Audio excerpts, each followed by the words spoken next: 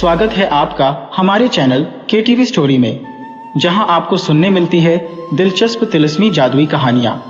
अगर आप चैनल पर नए हैं तो चैनल को सब्सक्राइब करें, कहानी पसंद आए तो वीडियो को लाइक करें। दोस्तों, आपसे निवेदन है कि अगर आपके पास भी ऐसी ही दिलचस्प और मज़ेदार कहानियां हैं तो आप हमें ईमेल के जरिए भेज सकते हैं। ईमेल का लिंक डिस्क्रिप्शन बॉक्स में मिल जाएगा। आप सभी का बहुत बहुत धन्यवाद।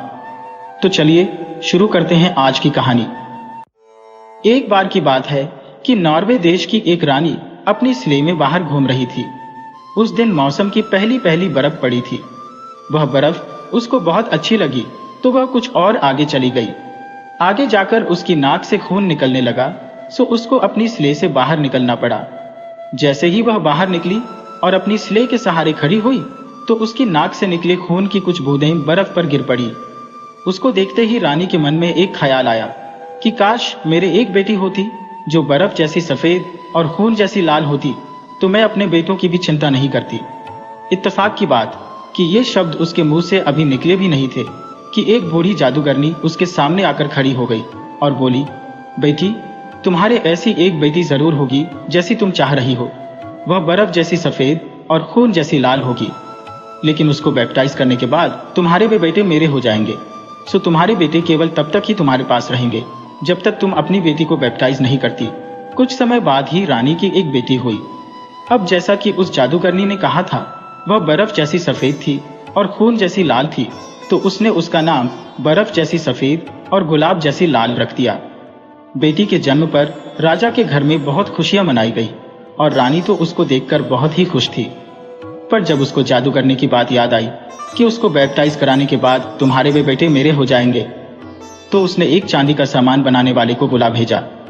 रानी ने उस चांदी का सामान बनाने वाले से कहा कि वह उसके 12 बेटों के लिए चांदी की 1 से 12 चम्मच बना दे। फिर उसने वैसे ही एक और चम्मच भी बनवाई जो उसने अपनी बर्फ जैसी सफेद और गुलाब जैसी लाल राजकुमारी को दे दी। पर फिर हुआ वैसा ही जैसा कि जादूगरनी ने कहा था। जैसे ही राजकुमारी का बैप्टाइजेशन हुआ, रानी के 12 बेटे जंगली बतख बनकर उड़ गए। फिर राजा और रानी ने उनको कभी नहीं देखा। वे दूर चले गए और दूर ही रहे। राजकुमारी धीरे धीरे बड़ी होने लगी। जब वह कुछ बड़ी हुई तो वह अक्सर उदास रहने लगी। किसी को यह पता नहीं चल सका कि वह उदास क्यों रहती है। एक दिन रानी भी बहुत उदास हो गई। जब भी वह अपने बेटों के बारे में सोचती तो अक्सर उदास हो जाती। एक दिन रानी ने अपनी बेटी से पूछा, बेटी, तुम अक्सर उदास क्यों रहती हो? अगर तुम्हें कुछ चाहिए तो बताओ, हम तुमको अभी ला देते हैं। बेटी बोली, माँ, यहाँ मुझे बहुत अकेला लगता है। सबके भाई बहन हैं पर मेरे नहीं है। मैं बिल्कुल अकेली हूँ, इसीलिए मैं उदास रहती हूँ। तब उसकी माँ ने उसको उसके भाइयों के बारे में बताया। बेटी, तुम्हारे भाई थे और एक नहीं 12 भाई थे। मेरे 12 बेटे थे, पर तुमको पाने के लिए मैंने उन सबको दे दिया। और फिर उसने उसको सारी कहानी सुना दी। कहानी सुनने के बाद तो राजकुमारी को बिल्कुल ही चैन नहीं था।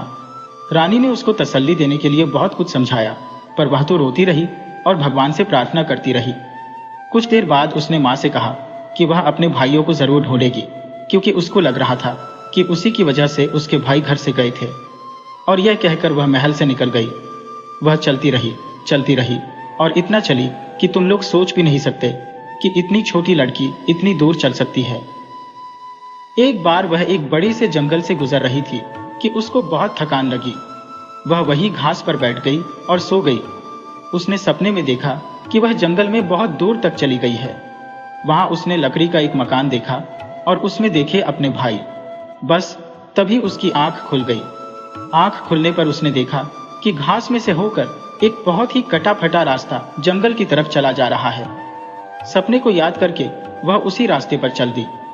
काफी दूर चलने पर वह वैसे ही लकड़ी के मकान तक आ पहुंची जैसा उसने सपने में देखा था।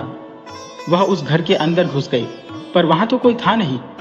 हाँ, वहां 12 पलंग बिछे थे, 12 कुर्सियां थी, 12 चम्मचें थी, यानी हर चीज दर्जन में थी। यह देखकर वह बहुत खुश हुई। इतनी खुश तो वह पहले कभी नहीं हुई थी। उसको यकीन हो गया कि यही वह जगह थी जहां उसके भाई थे, और वे पलंग, कुर्सियां और चम्मच भी उन्हीं के थे।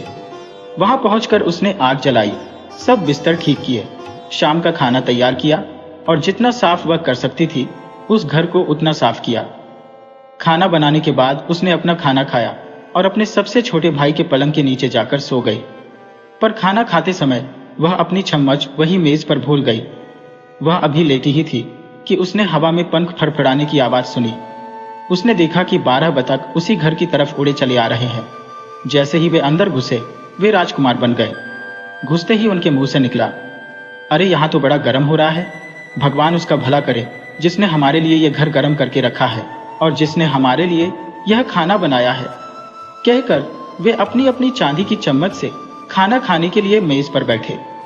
सबने अपनी अपनी चम्मच उठा ली, पर फिर भी वहां एक चम्मच रखी रह गई। पर वह चम्मच उनकी चम्मच से इतनी मिलती थी कि उनमें से यह कोई नहीं बता सका कि वह चम्मच वहां किसकी रह गई थी। फिर वे बोले, अरे यह तो हमारी बहन की चम्मच है, पर अगर यह उसकी चम्मच है तो वह भी यहां से कहीं बहुत दूर नहीं होगी। सबसे बड़ा भाई बोला, अगर यह उसकी चम्मच है तो वह यही है। उसको तो हमें मार देना चाहिए, क्योंकि वही हमारी सब मुसीबतों की जड़ है। यह सब उस लड़की ने पलंग के नीचे लेटे लेटे सुना।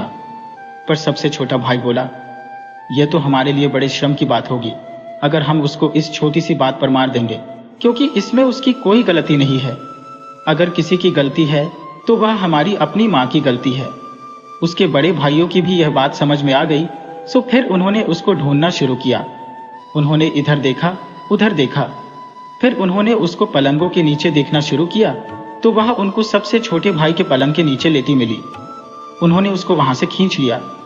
उसका सबसे बड़ा भाई अभी भी उसको मारना चाहता था, पर राजकुमारी ने उससे अपनी जिंदगी की भीख मांगी और प्रार्थना की कि वह उसको छोड़ दे। वह बोली, ओ मेरे अच्छे भाइयों, मेहरबानी करके मुझे मत मारो। मैं तो तुम लोगों को 3 साल से ढूंढ रही हूँ, और अगर मैं तुम लोगों को इस जिंदगी से अपनी जान देकर भी आजाद कर पाऊं तो मैं अपनी जान भी देने को तैयार हूं। यह सुनकर उसके भाई बोले, ठीक है, अगर तुम हमको इस जिंदगी से छुटकारा दिला पाओ तो हम तुम्हारी जिंदगी बख्शते हैं, क्योंकि अगर तुम चाहो तो तुम ही हमको इस जिंदगी से छुटकारा दिला सकती हो। राजकुमारी बोली, बस तुम मुझे यह बता दो कि यह सब कैसे होगा, मैं उसे कर दूंगी, वह काम चाहे कुछ भी हो। फिर उसके भाइयों ने उसको बताया, हम अपनी इस जिंदगी से तभी आजाद हो सकते हैं जब तुम थिसल के फूलों के बालों को चुनो, उन्हें काटो और उसका धागा बनाओ। फिर उस धागे से कपड़ा बुनकर हमारे लिए 12 कोट, 12 कमीज और 12 मफलर बनाओ। और जब तुम यह कर रही हो तो ना बात करो, ना रो और ना हंसो। अगर तुम ऐसा कर सकती हो तभी हम अपनी इस जिंदगी से आजाद हो सकते हैं। राजकुमारी बोली, पर इतने सारे थिसल के फूल मैं लाऊंगी कहां से, जिनसे मैं इतने सारे कोट, कमीज और मफलर बना सकूं? राजकुमार बोले, वह हम तुमको बताते हैं। कहकर वे उसको एक बहुत बड़े मैदान में ले गए जहां थिसल की खेती हो रही थी, और वहां लाखों की तादाद में थिसल के फूल हवा में ऊपर नीचे हिल रहे थे। उनके बाल धूप में चमकते हुए हवा में इधर उधर उड़ रहे थे। राजकुमारी ने इतने सारे थिसल के फूलों के बाल अपनी जिंदगी में पहले कभी नहीं देखे थे। वह तुरंत ही उनको जितनी जल्दी हो सकता था समेटने में लग गई। जब वह रात को घर लौटी तो उन फूलों के बालों को साफ करने और काटने के लिए बैठ गई। वह ऐसा बहुत दिनों तक करती रही और साथ में राजकुमारों के घर की देखभाल, जैसे उनका खाना बनाना, बिस्तर ठीक करना, घर साफ करना आदि भी करती रही। उसके भाई दिन में बतख बनकर उड़ जाते, पर हर रात को आदमी बनकर घर लौट आते। अगले दिन फिर वे बतख बनकर उड़ जाते और फिर सारा दिन बतख ही बने रहते। फिर एक दिन ऐसा हुआ कि जब वह उस खेत पर से आखिरी बार थिसल के फूलों के बाल इकट्ठा कर रही थी तो उस देश का नौजवान राजा शिकार के लिए निकला हुआ था। शिकार खेलते खेलते वह उसी खेत की तरफ आ निकला। उसने राजकुमारी को देखा तो उसको वहां देखकर वह रुक गया और सोचने लगा कि यह इतनी सुंदर लड़की इस खेत पर थिसल के फूलों के बाल इकट्ठा करके क्या कर रही है। उसने लड़की से उसका नाम पूछा, पर उसको तो बोलना नहीं था, सो उसने कोई जवाब नहीं दिया। यह देखकर उसको और भी ज्यादा आश्चर्य हुआ। अब वह उसको इतनी अच्छी लगने लगी थी कि उसके पास उसको घर ले जाने और उससे शादी करने के अलावा और कोई चारा नहीं रह गया था। बस उसने अपने नौकरों को हुक्म दिया कि वे उसको उठाकर उसके घोड़े पर बिठा दें। राजकुमारी ने अपने हाथों से उसको इशारा किया और उसको अपना थैला दिखाया जिसमें उसका काम रखा था। तो राजा को लगा कि वह अपना थैला अपने साथ ले जाना चाहती थी, तो उसने अपने नौकरों को उसका थैला भी साथ लाने के लिए कहा, जब उन्होंने यह सब कर लिया तब राजकुमारी को धीरे धीरे होश आया, क्योंकि राजा एक अक्लमंद आदमी भी था और सुंदर भी। इसके अलावा वह उसके साथ एक डॉक्टर की तरह से बड़ी नरमी और दया का बर्ताव कर रहा था। राजा उसको लेकर अपने महल में पहुंचा। घर में राजा की सौतेली माँ थी। उसने उस लड़की को देखा तो वह तो उसको देखकर बहुत जलने लगी, क्योंकि राजकुमारी बहुत सुंदर थी। उसने राजा से कहा, क्या तुमको दिखाई नहीं देता कि जिस लड़की को तुम घर लेकर आए हो और जिससे तुम शादी करना चाहते हो, वह न बोल सकती है, न हंस सकती है और न ही रो सकती है। पर राजा ने अपनी माँ की एक न सुनी और उससे शादी कर ली। वे खुशी खुशी रहने लगे। पर वह लड़की अपने भाइयों के लिए कमीज, कोट और मफलर बनाना नहीं भूली। 1 साल बाद राजकुमारी ने एक बेटे को जन्म दिया। तब तो राजा की सौतेली माँ को और ज्यादा गुस्सा आया और वह उससे और भी ज्यादा जलने लगी। एक रात जब राजकुमारी सो रही थी तो राजा की माँ उसके कमरे में घुसी और उसके बेटे को चुरा लिया और सांपों से भरे एक गड्ढे में डाल दिया। फिर उसने उस लड़की की छोटी उंगली काटी और उसका खून उसी के मुंह पर लगा दिया। फिर उसने अपने बेटे को बुलाकर उसको यह दिखाकर उससे कहा, देखो तुम कैसी लड़की लेकर आए हो जो अपने बच्चे को खुद ही मारकर खुद ही खा गई है। राजा को यह देखकर बहुत बुरा लगा और वह यह सब देखकर बहुत ही आश्चर्य में पड़ गया कि ऐसा कैसे हो सकता था। पर राजा ने सोचा, यह सब सच हो सकता है, क्योंकि यह तो मैं अपनी आंखों से ही देख रहा हूं। पर वह अगली बार ऐसा नहीं करेगी, सो अब की बार मैं उसको छोड़ देता हूं। राजकुमारी अपने बचाव में न तो कुछ बोल ही सकी और न अपने बच्चे की मौत पर रो ही सकी। 1 साल बाद राजकुमारी ने एक और बेटे को जन्म दिया। राजा की सौतेली माँ राजकुमारी से और ज्यादा गुस्सा हो गई और भी ज्यादा जलने लगी। उसने उस बच्चे के साथ भी ऐसा ही किया जैसा उसने उसके पहले बच्चे के साथ किया था। एक रात जब राजकुमारी सो रही थी तो राजा की माँ उसके कमरे में घुसी और उसके इस बेटे को भी उसने चुरा लिया और सांपों से भरे एक गड्ढे में डाल दिया। उसने फिर उस लड़की की छोटी उंगली काटी और उसका खून उसी के मुंह पर लगा दिया। फिर अपने बेटे को बुलाकर उसको यह दिखाकर उससे कहा, देखो तुम कैसी लड़की लेकर आए हो कि वह अपने बच्चे को खुद ही मारकर खुद ही खा गई है। राजा को यह देखकर फिर बहुत बुरा लगा और वह यह सब देखकर फिर से बहुत आश्चर्य में पड़ गया। पर राजा ने फिर सोचा, यह सब सच हो सकता है, क्योंकि यह तो मैं अपनी आंखों से ही देख रहा हूं। पर मुझे यकीन है कि वह अगली बार ऐसा नहीं करेगी, सो अब की बार मैं उसे फिर से छोड़ देता हूं। इस बार भी राजकुमारी अपने बचाव में न तो कुछ बोल ही सकी और न अपने बच्चे की मौत पर रो ही सकी। अगले साल राजकुमारी ने एक बेटी को जन्म दिया। रानी ने पिछली बार की तरह से उसको भी सांपों से भरे गड्ढे में फेंकवा दिया और राजकुमारी के मुंह पर खून लगाकर राजा को यह दिखा दिया कि उसने अपना बच्चा खुद ही मारकर खुद ही खा लिया है। वह फिर राजा से बोली, अब तुमने देखा कि मैं ठीक कह रही थी कि वह जादूगरनी है। उसने अपना तीसरा बच्चा भी खा लिया है। अब की बार राजा बहुत दुखी हुआ और इतना दुखी हुआ कि इस बार वह उसको माफ नहीं कर सका और उसने उसको लकड़ी के ढेर पर जलाने का हुक्म दे दिया। पर जैसे ही वे लकड़ियां तेजी से जलने लगी और राजा के नौकर उसको उस आग के ऊपर रखने लगे तो उसने इशारों से उनसे कहा कि वे 12 तख्तों आग के चारों तरफ लगा दें। उन तख्तों पर उसने अपने भाइयों के लिए बनाए हुए वे थिसिल के फूलों के बालों के 12 कोट, 12 कमीजें और 12 मफलर फैला दिए। उसके सबसे छोटे भाई की कमीज में बाईं बाह तब तक नहीं लग पाई थी, क्योंकि उसको लगाने का उसके पास समय ही नहीं था। जैसे ही नौकरों ने वे कपड़े उन तख्तों पर फैलाए तो उसने हवा में पंखों के फड़फड़ाने की आवाज सुनी और 12 बतख नीचे उतरते देखे। उन्होंने अपनी चोंच में अपने अपने कपड़े उठाए और फिर आसमान में उड़ गए। रानी फिर बोली, अब देखा ना तुमने, क्या मैं सच नहीं कह रही थी कि यह एक जादूगरनी है? जल्दी करो, इससे पहले कि आग ठंडी पड़ जाए इसको आग में फेंक दो। राजा बोला, तुम चिंता न करो माँ, हमारे पास बहुत सारी लकड़ी है। मैं अभी थोड़ा सा इंतजार और करता हूँ, क्योंकि मैं यह जानना चाहता हूँ कि इसका अंत क्या होगा। जैसे ही उसने यह कहा तो उसने देखा कि 12 सुंदर राजकुमार घोड़ों पर सवार उन्हीं लोगों की तरफ चले आ रहे हैं। पर उनमें से एक राजकुमार की बाईं बाह की तरफ बजाय उसकी बाह के बतख का एक पंख लगा हुआ है। राजकुमारों ने आते ही पूछा, यह सब यहाँ क्या हो रहा है? राजा बोला, मेरी रानी को जलाया जा रहा है, क्योंकि यह एक जादूगरनी है, क्योंकि इसने अपने ही बच्चे खा लिए हैं। राजकुमार बोले, इसने उनको बिल्कुल नहीं खाया है, फिर उन्होंने अपनी बहन से कहा, बहन बोलो, अब तुम बोल सकती हो। तुमने हमें उस जिंदगी से आजाद कर दिया है और हमें बचा लिया है, अब तुम अपने आप को बचाओ। तब उसने अपने पति को शुरू से लेकर आखिर तक सारी कहानी बताई कि किस तरह से जब भी उसने किसी बच्चे को जन्म दिया तो रानी उसके कमरे में रात को चुपके से घुस आई और उसका बच्चा चुरा कर ले गई।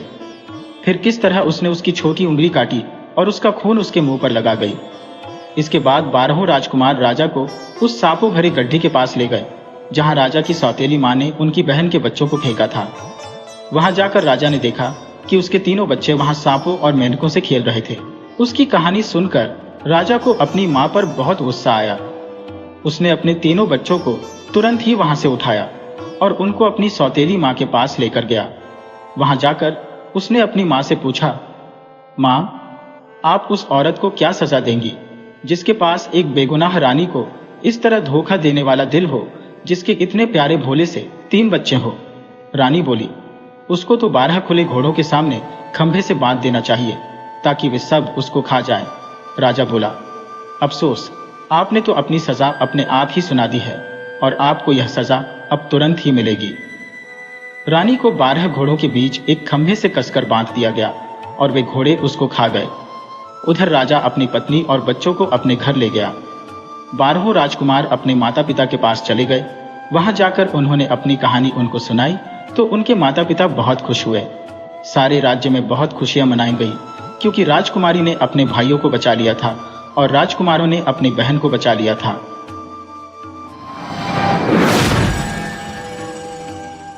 एक बार की बात है कि एक मक्खा, एक टिड्डा और एक खिलौना बतख में यह बात हुई कि देखें उनमें से कौन सबसे ऊंचा कूदता है।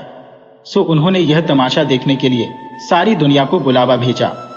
पर जब तीनों एक कमरे में मिले तो तीनों को लगा कि वे तो तीनों ही सबसे ज्यादा ऊंचा कूदने वाले हैं। जब राजा को इस मुकाबले का बुलावा आया तो उसने सोचा कि यह मुकाबला बेकार नहीं जाना चाहिए। सो उसने यह घोषणा करा दी कि वह अपनी बेटी की शादी उसी से करेगा जो उस मुकाबले में सबसे ऊंचा कूदेगा, क्योंकि वह यह मुकाबला बेकार नहीं जाने देना चाहता था। सबसे पहले मक्खा आगे आया। वह बहुत ही अच्छे तौर तरीके वाला था क्योंकि उसकी नसों में कुलीन परिवार का खून दौड़ रहा था। वह आदमियों के साथ रहता था जो अपने आप में दूसरे जानवरों के लिए एक बहुत बड़ी बात थी। उसने चारों तरफ झुककर लोगों को नमस्ते की। उसके बाद टिड्डा आया। वह साइज में मक्खे से कहीं ज्यादा बड़ा था पर बड़ी शान से चल रहा था। वह अपने वही हरे रंग के कपड़े पहने था जिनको पहनकर वह पैदा हुआ था। उसने बताया कि वह मिस्र के किसी बड़े पुराने परिवार से आता था और यहाँ भी उसकी बहुत इज्जत थी। सच्चाई तो यह थी कि जब वह खेतों से बाहर लाया गया था तो उसको रहने के लिए एक 3 मंजिल का एक बहुत बड़ा मकान दिया गया। उसका यह मकान ताज का बना हुआ था और ताज के पत्तों की तस्वीर वाली साइड अंदर की तरफ थी। उसके दरवाजे और खिड़कियां पान की बेगम की कमर में कटे हुए थे। वह बोला, मैं इतना अच्छा गाता हूं कि यहाँ के 1-6 मकड़ों को जो जब से पैदा हुए हैं तभी से गाते हैं, उनको भी अभी तक रहने के लिए ताज के पत्तों घर नहीं दिया गया। जब से उन्होंने मेरे गाने के बारे सुना है वे दुबले होते जा रहे हैं। इस तरह मक्खे और टिड्डे ने अपने अपने बारे में वहां बैठे लोगों को बताया और उनको लगा कि वे राजकुमारी से शादी करने के लायक क्यों नहीं हो सकते थे। खिलौना बतख कुछ नहीं बोला। लोगों ने सोचा शायद वह इसलिए नहीं बोला क्योंकि वह बहुत ज्यादा जानता था।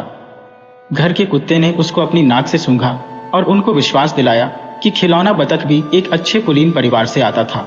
एक बूढ़े सलाहकार को खिलौना बतख के बारे में चुप रहने के लिए 3 बार कहा जा चुका था कि खिलौना बतख के बारे में कुछ न बोले, क्योंकि खिलौना बतख तो एक धर्मदूत था।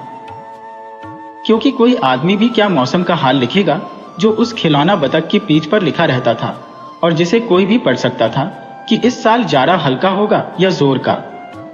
राजा बोला, इस बारे में मैं कुछ नहीं कहूंगा क्योंकि मेरी अपनी राय है। मुकाबला शुरू होने वाला था सो मक्खा बहुत जोर से कूदा। वह इतनी जोर से कूदा कि लोगों को यही दिखाई नहीं दिया कि वह कहां तक ऊंचा गया। इसलिए लोगों ने कहा कि वह तो कूदा ही नहीं। हालांकि यह बात उसके लिए बहुत शर्मनाक थी, पर वह क्या करता, उसकी कूद ही इतनी ऊंची ही थी। उसके बाद टिड्डा कूदा। वह मक्खे से केवल आधा ऊंचा ही कूद पाया, पर वह जाकर राजा के मुंह पर गिरा, जो राजा को बिल्कुल भी अच्छा नहीं लगा। खिलौना बतख बहुत देर तक खड़ा रहा और सोचता रहा। उसको खड़े खड़े और सोचते सोचते इतनी देर हो गई कि लोगों ने सोचा कि शायद वह तो कूदेगा ही नहीं। घर के कुत्ते ने सोचा कहीं ऐसा ना हो कि यह खिलौना बतख बेचारा बीमार हो गया हो। इतने में ही वह खिलौना बतख कूदा और राजकुमारी की गोद में जाकर गिर गया, जो एक सोने के स्टूल पर राजा के पास ही बैठी थी। राजा बोला, मेरे लिए मेरी बेटी से बढ़कर कोई नहीं है, इसलिए खिलौना बतख ने ही सबसे ऊंची कूद लगाई है। इस सब को करने के लिए अच्छा दिमाग चाहिए और खिलौना बतख ने यह साबित कर दिया है कि उसके पास अच्छा दिमाग है और वह उसका अपना है, और इस तरह उसने राजकुमारी को जीत लिया। मक्खा बोला, मेरे लिए सब बराबर है। राजकुमारी जी, वह खिलौना बतख अपने पास रख सकती है। मुझे मालूम है कि मैं ही सबसे ऊंचा कूदा था, पर आजकल की दुनिया में लोग अच्छी सूरत ही ज्यादा पसंद करते हैं, काम नहीं। उसके बाद मक्खा वह देश छोड़कर विदेश चला गया और बेचारा वही विदेश में ही मारा गया। टिड्डा एक हरी जगह चला गया और दुनिया की बातों के बारे में सोचने लगा। अच्छी सूरत ही इस दुनिया में सबसे बड़ी चीज है। लोग इसी को सबसे ऊंची चीज समझते हैं, काम कोई नहीं देखता। फिर उसने एक दुखी गाना गाना शुरू कर दिया, जो वह आज तक गा रहा है, और यह कहानी भी उसके उसी गीत से ली गई है। एक बार की बात है कि डेनमार्क में एक राजा और रानी अपनी बेटी के साथ रहते थे। उनकी बेटी अभी छोटी ही थी कि रानी बहुत बीमार पड़ गई और उसी बीमारी में वह चल बसी। जब रानी को यह पता चला कि अब वह ज्यादा दिन जिंदा नहीं रहने वाली, तो उसने राजा को बुलाया और उससे कहा, प्रिय, ताकि मैं शांति से मर सकूं, इसके लिए तुम मुझसे एक वायदा करो कि मेरी बेटी जो कुछ भी मांगेगी, अगर वह तुम उसको दे सकते होगे तो वह चीज उसको जरूर दोगे, किसी चीज के लिए मना नहीं करोगे। इस वायदे के लेने के कुछ समय बाद ही रानी चल बसी। रानी के जाने के बाद राजा का दिल टूट गया, क्योंकि वह अपनी रानी को बहुत प्यार करता था। वह अपनी बेटी को भी बहुत प्यार करता था, सो वह केवल अपनी बेटी को देखकर ही जिंदा था। राजकुमारी अपनी माँ के लिए हुए वायदे के साथ बड़ी होने लगी। राजा के लिए बेटी की माँ के साथ किए हुए वायदे को निभाना कोई मुश्किल काम नहीं था, पर इस वायदे को निभाने ने उसकी बेटी को थोड़ा बिगाड़ दिया था। नहीं तो वह एक बहुत अच्छी बच्ची थी, जिसको एक माँ की जरूरत थी जो उसको प्यार कर सके।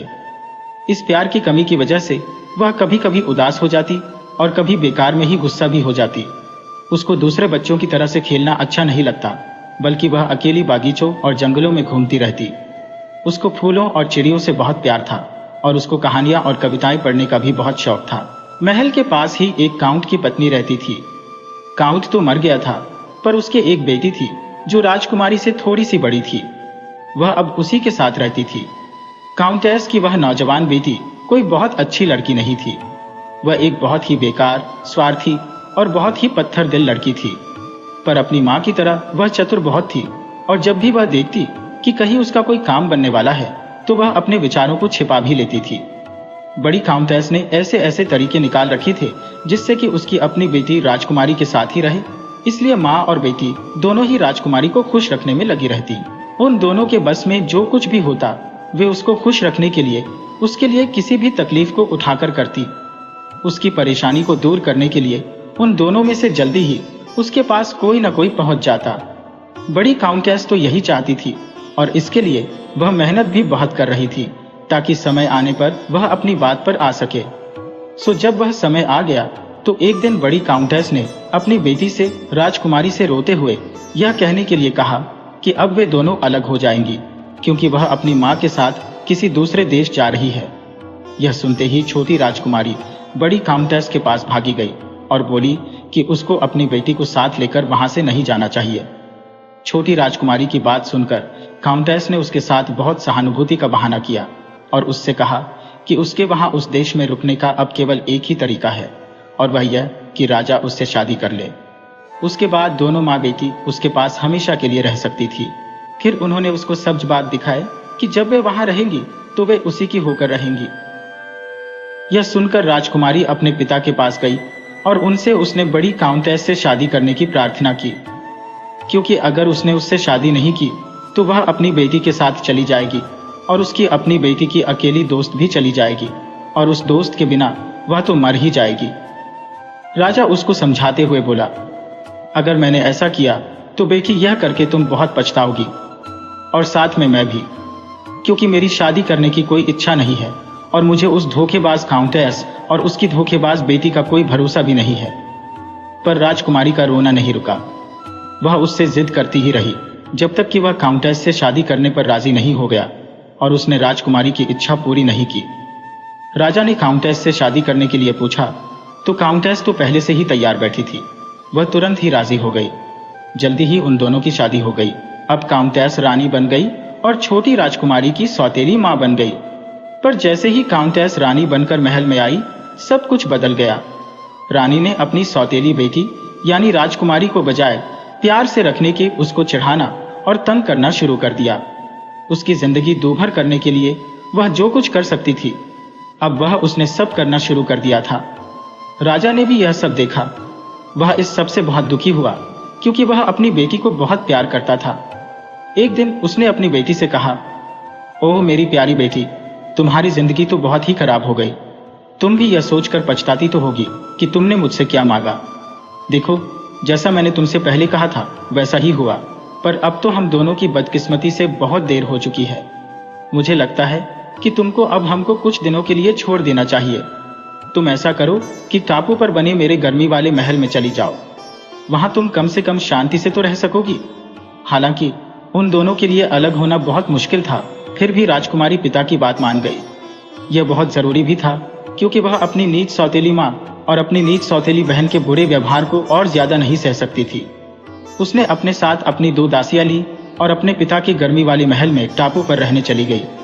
उसका पिता कभी कभी उससे मिलने के लिए वहां आ जाता था। वहां आकर वह देखता कि उसकी बेटी सौतेली माँ के साथ घर में रहने की बजाय इस महल में रहकर ज्यादा खुश थी। इस तरह से वह एक बहुत सुंदर, दयावान, भोली भाली और दूसरों के बारे में सोचने वाली लड़की की तरह बड़ी होती रही। वह आदमियों और जानवरों सब पर दया करती, पर वह सचमुच में खुश नहीं थी। वह हमेशा ही उदास रहती। उसके दिल में हमेशा ही यह इच्छा रहती कि उसके पास जो कुछ भी इस समय है उसको इससे कुछ ज्यादा अच्छा मिल सकता है। एक दिन उसका पिता उससे विदा लेने के लिए आया क्योंकि उसको किसी लंबी यात्रा पर जाना था। वहां उसको राजाओं और कुलीन लोगों की एक मीटिंग में हिस्सा लेना था जो कई देशों से आने वाले थे और वह मीटिंग काफी दिनों तक चलने वाली थी, सो वह काफी दिनों तक लौटने वाला नहीं था। राजा अपनी बेटी को खुश करने के लिए बोला कि वहां वह उसके लिए अगर कोई अच्छा राजकुमार मिलेगा तो ढूंढेगा जिससे वह उसकी शादी कर सके। तो राजकुमारी ने जवाब दिया, पिताजी, इसके लिए बहुत बहुत धन्यवाद, पर अगर आपको कहीं हरा नाइट मिल जाए तो उसको मेरी तरफ से नमस्ते कहिएगा और उससे कहिएगा कि मैं उसको बहुत चाहती हूँ और उसका इंतजार कर रही हूँ, क्योंकि केवल वही मुझे मेरे इस दुख से छुटकारा दिला सकता है और दूसरा कोई नहीं। जब राजकुमारी ने यह कहा तो वह चर्च के हरे आंगन के बारे में सोच रही थी जिसमें बहुत सारे हरे हरे मिट्टी के ढेर खड़े हुए थे, क्योंकि उस समय वह मौत के बारे में सोच रही थी। पर राजा यह बात नहीं समझ सका। उसको अपनी बेटी का इस अजीब से नाइट के लिए अजीब सा संदेश सुनकर बड़ा ताज्जुब हुआ, क्योंकि उसने तो ऐसे नाइट का नाम पहले कभी नहीं सुना था। पर क्योंकि वह अपनी बेटी की हर इच्छा पूरी करने का आदी था, इसलिए उसने अपनी बेटी से कहा कि अगर उसको हरा नाइट कहीं मिल गया तो वह उसका संदेश उसको जरूर दे देगा। फिर उसने अपनी बेटी को विदा कहा और राजाओं की मीटिंग में हिस्सा लेने के लिए अपनी यात्रा पर चल दिया। उस मीटिंग में उसको बहुत सारे राजकुमार मिले, नौजवान कुलीन लोग और नाइट मिले, पर हरा नाइट उसे कहीं नहीं मिला। इसलिए राजा अपनी बेटी का संदेश भी उसको नहीं दे सका। मीटिंग खत्म हो गई थी, सो राजा घर लौटने लगा। उसको ऊंचे ऊंचे पहाड़ पार करने थे, चौड़ी चौड़ी नदियां पार करनी थी और घने जंगल पार करने थे। एक दिन जब राजा अपने लोगों के साथ एक घने जंगल से गुजर रहा था तो वे सब एक बड़ी सी खुली जगह में आ गए जहां हजारों सुअर चर रहे थे। ये सुअर जंगली नहीं थे बल्कि पालतू थे। उनके साथ उनका चराने वाला भी था। वह सुअर चराने वाला एक शिकारी की पोशाक पहने अपने कुत्तों से घिरा हुआ एक छोटे से टीले पर बैठा हुआ था। उसके हाथ में एक पाइप था जिसको वह बजा रहा था। सारे जानवर उसके संगीत को सुन रहे थे और उसका कहना मान रहे थे। राजा को पालतू सुअरों के इस झुंड पर बड़ा आश्चर्य हुआ, तो उसने अपना एक आदमी उस सुअरों के रखवाले के पास यह जानने के लिए भेजा कि वे सारे सुअर किसके थे। उस रखवाले ने जवाब दिया कि वे सारे सुअर हरे नाइट के थे। यह सुनकर राजा को अपनी बेटी की बात याद आ गई, सो वह खुद उस आदमी के पास गया और उससे पूछा कि क्या वह हरा नाइट कहीं पास में ही रहता था। उस सुअर चराने वाले ने जवाब दिया, नहीं, वह पास में तो नहीं रहता। वह तो वहां से बहुत दूर पूर्व की तरफ रहता था। अगर राजा उस दिशा की तरफ चला जाए तो उसको जानवरों के दूसरे झुंड चराने वाले मिलेंगे, वे उसको उस हरे नाइट के किले का रास्ता बता देंगे। राजा यह सुनकर अपने आदमियों के साथ पूर्व की तरफ चल दिया। वह उधर की तरफ जंगल में होकर 3 दिन तक चलता रहा। वह फिर से एक मैदान में आ निकला जिसके चारों तरफ जंगल ही जंगल था। वहां मूज और जंगली बैलों के बहुत बड़े बड़े झुंड चर रहे थे। यहाँ भी उन जानवरों को चराने वाला शिकारी की पोशाक पहने था और उसके साथ भी कुत्ते थे। राजा अपने घोड़े पर सवार उस रखवाले के पास गया और उससे पूछा कि वे जानवर किसके थे। उसने जवाब दिया कि वे हरे नाइट के थे, जो पूर्व की तरफ और आगे की तरफ रहता था। राजा फिर से पूर्व की तरफ 3 दिनों तक चला और फिर से एक मैदान में निकल आया जहां उसको बहुत सारे नर और मादा बारहसिंगा चरते नजर आए। उनका रखवाला भी उनके साथ था। जब राजा ने उससे पूछा कि वे जानवर किसके हैं, तो उसने भी यही कहा कि वे जानवर हरी नाइट के हैं। राजा ने पूछा कि हरी नाइट का किला कहाँ है, तो उसने बताया कि वह वहां से पूर्व की तरफ ही 1 दिन की दूरी पर है। राजा वहां से हरे हरे जंगलों में से होकर जा रहे हरे हरे रास्तों पर फिर पूर्व की तरफ चला तो 1 दिन में ही एक बड़े से किले तक आ पहुंचा। वह किला भी हरा था क्योंकि वह सारा किला बहुत सारी बेलों से ढका हुआ था। जब राजा और उसके आदमी सब उस किले के पास तक पहुंचे तो उस किले में से बहुत सारे आदमी शिकारियों की हरे रंग की पोशाक पहने बाहर आए और उनको किले के अंदर ले गए। अंदर जाकर उन्होंने घोषणा की कि फलां फलां राज्य के राजा आए हैं और वह वहां के राजा से मिलना चाहते हैं। यह सुनकर उस किले का मालिक बाहर आया, एक लंबा सुंदर नौजवान हरे कपड़े पहने हुए।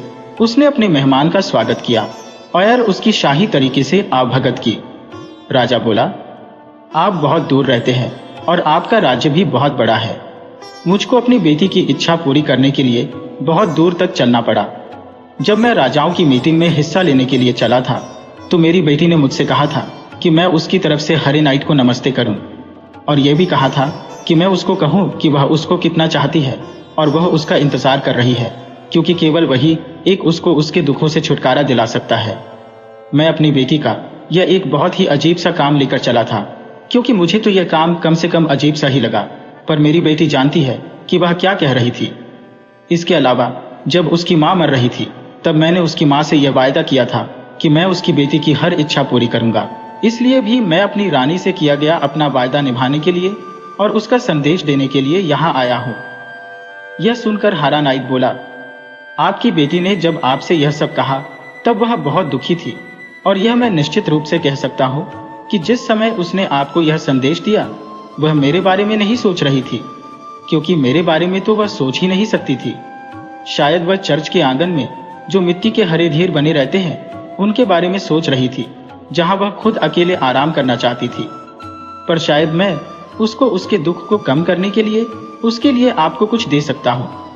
आप यह छोटी सी किताब ले जाइए और जाकर राजकुमारी को दे दीजिएगा और उससे कहिएगा कि जब भी वह दुखी हो या उसका दिल भारी हो तो वह अपनी पूर्व की तरफ की खिड़की खोले और यह किताब पढ़े। मुझे यकीन है कि इस किताब को पढ़कर उसका दिल जरूर खुश होगा। यह कहकर उस हरी नाइट ने राजा को एक छोटी सी हरी किताब थमा दी। राजा ने उस किताब को खोलकर देखा तो वह उसको पढ़ नहीं सका, क्योंकि वह उसमें इस्तेमाल किए गए अक्षरों को ही नहीं पहचान सका जिसमें उसमें लिखे शब्द लिखे गए थे। फिर भी उसने हरी नाइट से वह किताब ले ली और उसको उसके स्वागत और उसकी आवभगत के लिए धन्यवाद दिया। उसने नाइट को विश्वास दिलाया कि उसको वाकई बहुत अफसोस था कि उसने इस तरह आकर उसको परेशान किया। राजकुमारी का ऐसी कोई इरादा नहीं था। हरे नाइट ने राजा से किले में रात भर ठहरने के लिए प्रार्थना की कि वह सुबह होते ही अपने राज्य चला जाए। असल में तो वह राजा को और ज्यादा समय के लिए भी रखना चाहता था, पर राजा ने उससे कहा कि वह और ज्यादा नहीं रुक सकता था, क्योंकि अगले दिन तो उसको जाना ही था। सो अगले दिन सुबह राजा ने अपने मेजबान को विदा कहा और उसी रास्ते से वापस चल दिया जिससे वह आया था। वह वहां तक आ गया जहां उसने सबसे पहले सुअर देखे था। फिर वहां से वह सीधे अपने घर आ गया। घर आकर सबसे पहले वह उस टापू पर गया जिस पर उसकी बेटी रहती थी। वह वहां गया और जाकर राजकुमारी को वह हरी किताब दी। जब राजा ने राजकुमारी को हरे नाइट के बारे में बताया और उसकी नमस्ते और हरी किताब दी तो उसका मुंह तो आश्चर्य से खुला का खुला रह गया, क्योंकि उसने तो कभी यह सोचा ही नहीं था कि हरा नाइट नाम का कोई आदमी भी होगा, और आदमी होना तो दूर वह इस धरती पर भी कहीं होगा उसी शाम जब उसके पिता चले गए तो उसने पूर्व की तरफ की खिड़की खोली और वह किताब पढ़नी शुरू की। हालांकि वह किताब उसकी अपनी भाषा में नहीं लिखी थी। उस किताब में बहुत सारी कविताएं थी और उनकी भाषा बहुत सुंदर थी। सबसे पहले जो उसने पढ़ा वह यह था, समुद्र पर हवा चल निकली है, वह खेतों पर और मैदानों पर बहती है, और जब धरती पर शांत रात छाती है, नाइट के साथ कौन उसका विश्वास बांधेगा। जब वह इस पहली कविता की पहली लाइन पढ़ रही थी तो उसको साफ साफ लगा कि समुद्र पर हवा चलने लगी थी। जब उसने उस कविता की दूसरी लाइन पढ़ी तो उसने पैरों की पत्तियों के हिलने की आवाज सुनी। जब उसने उस कविता की तीसरी लाइन पढ़ी तो उसकी जो दासियां थी और जो भी किले के आसपास थे सब गहरी नींद में सो गए। और जब उसने कविता की चौथी लाइन पढ़ी तो वह हरा नाइट खुद चिड़िया का रूप रखकर खिड़की में से अंदर आ गया। अंदर आकर वह आदमी के रूप में आ गया और राजकुमारी को बहुत ही नम्रता से नमस्ते की। उसने राजकुमारी से कहा कि वह डरे नहीं। उसने उससे यह भी कहा कि वह वही हरा नाइट था जिसके पास उसके पिता मिलने के लिए आए थे और जिसकी दी हुई किताब वह पढ़ रही थी। उस कविता को पढ़कर उसने उसको खुद ही वहां बुलाया था। वह उससे बेहिचक बात कर सकती थी। उससे बात करने से उसका दुख कुछ कम होगा। यह सुनकर राजकुमारी को हरे नाइट के ऊपर कुछ विश्वास पैदा हुआ तो उसने उस हरे नाइट से अपने मन की सब बातें कह दी। उधर उस हरे नाइट ने भी उसके साथ इतनी सहानुभूति और प्यार से बातें की कि वह उसकी बातें सुनकर बहुत खुश हो गई। इससे पहले वह इतनी खुश कभी नहीं थी। बाद में हरा नाइट बोला कि जब भी वह किताब खोलेगी और वह पहली कविता पढ़ेगी तो वैसा ही होगा जैसा कि आज शाम को हुआ है। राजकुमारी के सिवा टापू पर सारे लोग सो जाएंगे और वह वहां तुरंत ही आ जाएगा, जबकि वह वहां से बहुत दूर रहता था। राजकुमार ने कहा कि अगर वह उससे वाकई मिलना चाहेगी वह उसके पास खुशी से आएगा। अब वह उस किताब को बंद करके रख दे और जाकर आराम करे। उसी समय राजकुमारी ने किताब बंद कर दी। किताब बंद करते ही वह हरा नाइट भी वहां से गायब हो गया और टापू वाले सारे लोग जो सो गए थे वे सभी जाग गए। फिर राजकुमारी भी सोने चली गई। रात को सपने में भी वह हरी नाइट को ही देखती रही और जो कुछ उसने उससे कहा था वही उसके सपने में भी आता रहा। जब वह सुबह को उठी तो उसका दिल बहुत हल्का था और वह बहुत खुश थी। इतनी खुश वह पहले कभी नहीं हुई थी। अब वह पहले से ज्यादा तंदुरुस्त रहने लगी थी। उसके गालों का रंग गुलाबी हो गया था और अब वह बात बात पर हंसती और मजाक करती थी। उसमें यह बदलाव देखकर उसके आसपास के लोगों को बहुत आश्चर्य हुआ कि राजकुमारी को यह क्या हो गया है। राजा ने कहा कि शाम की हवा और उस छोटी सी हरी किताब ने उसकी जिंदगी में यह बदलाव ला दिया है। राजकुमारी ने कहा कि वह ठीक कह रहा है, पर यह बात कोई नहीं जानता था कि हर शाम राजकुमारी वह छोटी हरी किताब पढ़ती और हर शाम वह हरा नाइट उसके पास आता और फिर वे दोनों बहुत देर तक बातें करते रहते और यही उसकी खुशी का भेद था। तीसरे दिन हरे नाइट ने उसको एक सोने की अंगूठी दी और उन दोनों ने अपनी शादी पक्की कर ली। पर 3 महीने से पहले वह उसका हाथ मांगने के लिए उसके पिता के पास नहीं जा सका। उसके बाद ही वह अपनी प्रिय पत्नी को अपने घर ले जा सकता था। इस बीच राजकुमारी की सौतेली माँ को पता चला कि राजकुमारी की तंदुरुस्ती तो बहुत अच्छी हो रही है और वह बहुत सुंदर भी होती जा रही है। वह पहले से कहीं ज्यादा खुश है। रानी को इस बात पर बड़ा आश्चर्य हुआ और वह उदास हो गई, क्योंकि वह तो हमेशा से ही यह उम्मीद करती थी कि वह धीरे धीरे दुबली हो जाएगी और फिर मर जाएगी। उसके बाद उसकी अपनी बेटी राजकुमारी बन जाएगी और राज्य की वारिस बन जाएगी। सो एक दिन उसने अपने दरबार की एक दासी को उस टापू पर राजकुमारी के पास भेजा और उसको कहा कि वह राजकुमारी की इस तंदुरुस्ती और खुश रहने का भेद पता लगा कर लाए। अगले दिन वह दासी लौट आई और उसने आकर रानी को बताया कि यह सब इसलिए हो रहा था कि राजकुमारी रोज शाम को अपनी खिड़की खोलकर बैठ जाती थी और एक किताब पढ़ती थी जो उसको किसी अजीब से राजकुमार ने दी थी। फिर शाम की हवा ने उसको गहरी नींद में सुला दिया और यह हर शाम उसके दरबार की सब स्त्रियों के साथ होता था कि वे सब शाम को इसी तरीके से सो जाती थी। उन्होंने उससे यह शिकायत भी की कि यह सब हालात उनको बीमार बना रहे थे, जबकि वे ही हालात राजकुमारी की हालत अच्छी कर रहे थे। अगले दिन रानी ने अपनी बेटी को राजकुमारी के ऊपर जासूसी करने के लिए भेजा और उसको कहा कि वह उसकी सारी हरकतों पर नजर रखे और आकर उसे बताए। उसने यह भी कहा कि इस खिड़की में ही शायद कोई भेद छिपा है, शायद कोई आदमी इसमें से आता है, सो उस खिड़की पर ध्यान रखना। उसकी बेटी भी अगले दिन लौट आई, पर वह भी रानी को उससे ज्यादा कुछ नहीं बता सकी जो उसकी दासी ने उसको बताया था।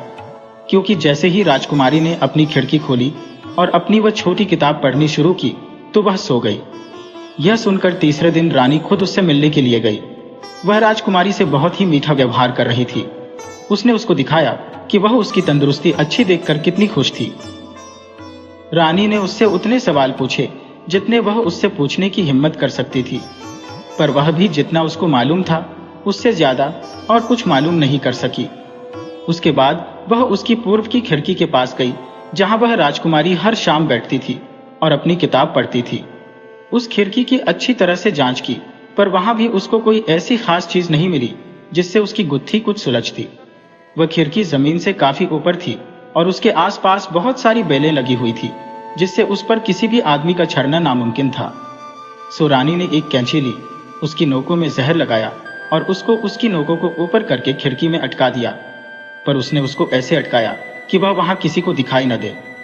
जब शाम हुई तो रोज की तरह से राजकुमारी अपने हाथ में वह हरी किताब लेकर उस खिड़की के पास बैठी तो रानी ने सोचा कि वह ध्यान रखेगी कि वह किसी तरह भी सोने न पाए, जैसा कि पहले दूसरे लोग कर चुके थे। पर जब राजकुमारी ने वह किताब पढ़नी शुरू की तो उसके इरादे ने उसकी कोई सहायता नहीं की। जैसे ही राजकुमारी ने वह किताब पढ़ना शुरू किया तो रानी की पलकें अपने आप ही झुकने लगी और सबके साथ साथ वह भी गहरी नींद सो गई। उसी समय हरा नाइट एक चिड़िया के रूप में वहां आया। उसके आने का किसी को पता नहीं चला सिवाय राजकुमारी के। फिर दोनों ने इस बारे में खूब बातें की कि बस अब हरे नाइट के राजा के पास जाने का केवल 1 हफ्ता ही बचा था। फिर वह नाइट राजा के दरबार में जाकर उससे राजकुमारी से शादी के लिए उसका हाथ मांग लेगा। शादी करके वह उसे अपने घर ले जाएगा और फिर वह उसके हरे किले में हमेशा उसके पास रहेगी। उसका यह हरा किला भी हरे हरे जंगलों के बीच में बना हुआ था, जहां से उसका सारा राज्य दिखाई देता था और जिसके बारे में उसने राजकुमारी से कई बार बात की है। बात करने के बाद में हरे नाइट ने उस विदा ली, चिड़िया बना और खिड़की के बाहर उड़ गया। पर उस समय वह इत्तेफाक से उस खिड़की के ऊपर से इतना नीचे उड़ा कि रानी ने जो कैंची खिड़की में लगाई थी उसकी नोक से उससे उसकी एक टांग में खरोंच आ गई। उसके मुंह से एक चीख निकली, पर फिर वह जल्दी ही वहां से उड़ गया। राजकुमारी ने जब हरे नाइट की चीख सुनी तो वह कूद कर वहां गई। इस कूदने में उसके हाथ से वह किताब नीचे फर्श पर गिर गई और बंद हो गई। उसके मुंह से भी एक चीख निकली और रानी और सबकी आंख खुल गई। राजकुमारी की चीख की आवाज सुनकर सब राजकुमारी की तरफ दौड़े गए कि उसको क्या हुआ। उसने उनको बताया कि उसको कुछ नहीं हुआ था और वह ठीक थी, बस उसकी जरा सी आंख लग गई थी तो उसी में उसने एक बुरा सपना देख लिया। पर उसी समय से हरे नाइट को बुखार आ गया और उसको बिस्तर पर लिटा दिया गया। इसी बीच रानी खिड़की में से अपनी कैंची निकालने के लिए खिड़की तरफ खिसक गई। वहां जाकर उसने देखा कि उसकी कैंची की नोक पर तो खून लगा है। उसने उसको तुरंत ही वहां से निकालकर अपने कपड़ों में छिपा लिया और अपने घर ले गई। उधर राजकुमारी सारी रात सो नहीं पाई और दूसरे दिन भी बहुत परेशान रही। राजकुमारी के सिवा उस टापू के सभी लोग सो गए, पर हरा नाइट नहीं आया। इस तरह कई दिन निकल गए। राजकुमारी रोज उस खिड़की को खोलकर बैठती, रोज अपनी किताब पढ़ती, रोज हवा की आवाज सुनती, रोज हवा से होती पत्तों की सरसराहट सुनती, पर हरा नाइट नहीं आता। उसके लाल गाल फिर से पीले पड़ने लगे और उसका दिल फिर से दुखी और नाखुश हो गया। वह फिर से दुबली होने लगी। उसके पिता को यह देखकर बहुत चिंता हो गई कि उसकी हंसती खेलती बेटी को क्या हो गया, पर उसकी सौतेली माँ को इस बात से बहुत खुशी हुई। एक दिन राजकुमारी अपने टापू के किले के बागीचे में उदास घूम रही थी। घूमते घूमते वह थक गई, सो थक कर वह एक बहुत ऊंचे पेड़ के नीचे पड़ी बेंच पर बैठ गई। वहां वह बैठी बैठी बहुत देर तक अपने उदास विचारों में खोई रही कि वहां 2 रेवन आए और उसके सिर के ऊपर की एक शाख पर आकर बैठ गए और आपस में बात करने लगे। एक बोला, यह कितने दुख की बात है कि हमारी राजकुमारी अपने प्रेमी के दुख में जान देने को भी तैयार है। दूसरा रेवन बोला, और जबकि केवल वह ही उसका वह घाव ठीक कर सकती है जो हरे नाइट को रानी की जहरीली कैंची से हुआ है। पहले रेवन ने पूछा, वह कैसे? दूसरे रेवन ने जवाब दिया, एक सी चीजें एक दूसरे को ठीक करती है। राजकुमारी के पिता राजा के आंगन में उसकी घुड़साल के पश्चिम की तरफ एक पत्थर के नीचे एक छेद में एक जहरीली सांपिन अपने 9 बच्चों के साथ रहती है।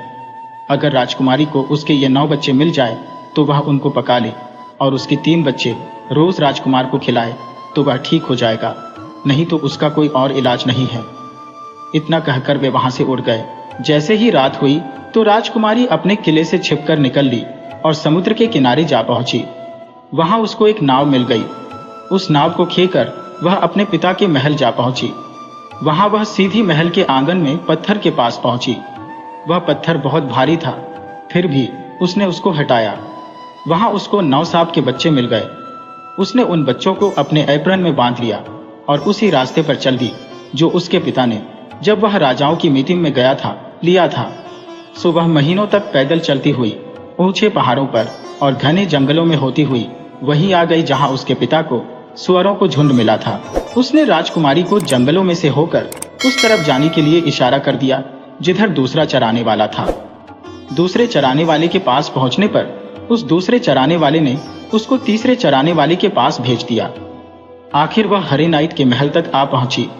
वहां हरा नाइट जहर से बीमार और बुखार में पड़ा हुआ था। वह इतना बीमार था कि वह किसी को पहचान भी नहीं रहा था। उसको उस घाव की वजह से इतना दर्द था कि वह बिस्तर में भी बहुत बेचैन था। दुनिया के कोने कोने से डॉक्टर बुलाए गए थे, पर किसी भी डॉक्टर का कोई इलाज उसको जरा सा भी आराम नहीं दे पाया था। राजकुमारी हरे नाइट के रसोई घर में गई और वहां रसोइये से पूछा अगर वह उसको शाही रसोई में कुछ काम दे सकता। वह बर्तन धो सकती थी या फिर कुछ और, जो काम भी वह उसको देना चाहता हो। बस उसको रहने की जगह चाहिए थी। रसोइये ने उसको वहां रहने की इजाजत दे दी, क्योंकि वह बहुत साफ रहती थी, काम बहुत जल्दी करती थी और कोई भी काम करने के लिए तैयार रहती थी। रसोइये को वह राजकुमारी बहुत अच्छी लगी। उसने उसको वहां का काम करने में उसको काफी आजादी दे दी। रसोइये का यह विश्वास जीतने के बाद राजकुमारी ने रसोइये से कहा, आज मुझे राजा के लिए सूप तैयार करने दो। मुझे अच्छी तरह से मालूम है कि उनके लिए सूप कैसे तैयार करना है। मैं उस सूप को अकेले ही तैयार करना चाहती हूँ, कोई भी मेरे बर्तन में झांके नहीं। रसोइया मान गया। सो उसने नाइट के लिए उन 9 सांपों के बच्चों में से 3 सांप के बच्चों का सूप बना दिया। वह उस सूप को लेकर हरे नाइट के पास ले गई और वह सूप उसको पिला दिया। सूप पीकर उसका बुखार इतना उतर गया कि वह अब अपने होश में आ गया। अपने चारों तरफ के सब लोगों को पहचानने लगा और ठीक से बातें करने लगा। उसने अपने रसोइये को बुलाया और उससे पूछा, यह सूप क्या तुमने पकाया था जिसने मुझे इतना फायदा किया? रसोइये ने जवाब दिया, जी हाँ, मैंने ही बनाया था, क्योंकि कोई और दूसरा तो आपके लिए सूप बना ही नहीं सकता था। तब हरे नाइट ने उसको अगले दिन वैसा ही सूप और बनाने के लिए कहा। अब रसोइये की बारी थी राजकुमारी के पास जाने की और उससे कहने की कि वह नाइट के लिए कल जैसा ही सूप बना दे। सो उसने उस दिन भी 3 सांप के बच्चे लिए, उनका सूप बनाया और उनका सूप बनाकर हरे नाइट के पास ले गई और उसको पिलाया। अब की बार उस सूप को पीकर हरे नाइट को इतना अच्छा लगा कि वह बिस्तर से उठकर खड़ा हो गया। यह देखकर तो डॉक्टर लोग हैरान रह गए। वे समझ ही नहीं सके कि यह सब कैसे हो गया, पर उनको यकीन था कि अब तक वे जो दवाएं हरे नाइट को दे रहे थे वे सब उस पर अब असर कर रही थी। तीसरे दिन रसोई घर की नौकरानी को फिर से वह सूप तैयार करना पड़ा। इस सूप में उसने वे आखिरी 3 सांप के बच्चे डाल दिए और वह सूप फिर हरे नाइट के पास लेकर गई। उस सूप को पीने के बाद तो हरा नाइट बिल्कुल ही ठीक हो गया। वह कूदा और रसोई घर में रसोइये को खुद धन्यवाद देने के लिए गया, क्योंकि वही तो उसका असली डॉक्टर था जिसने उसको ठीक किया था। अब हुआ क्या कि जैसे ही वह रसोई घर में पहुंचा तो वहां तो एक नौकरानी के अलावा और कोई था ही नहीं, और वह नौकरानी भी उस समय बर्तन पोंछ रही थी। जैसे ही उसने उसको देखा तो वह उसको पहचान गया। तुरंत ही उसको लगा कि उस लड़की ने उसके लिए क्या किया है। उसने उस लड़की को अपनी बाहों में ले लिया और बोला, ओह, तो वह तुम हो जिसने मेरा इलाज किया है, मेरी जान बचाई है और मेरे शरीर के अंदर जो जहर घुस गया था उससे छुटकारा दिलाया है। यह जहर मेरे शरीर में तब घुसा था जब मेरे खिड़की में रखी कैंची की खरोंच लगी जो रानी ने वहां रखी थी। राजकुमारी इस बात से मना नहीं कर सकी। वह बहुत खुश थी और साथ में हरा नाइट भी। दोनों की शादी उस हरे किले में ही हो गई और फिर दोनों ने वहां के हरे जंगलों में रहने वालों पर बहुत सालों तक राज किया और शायद अभी भी वहां राज कर रहे होंगे।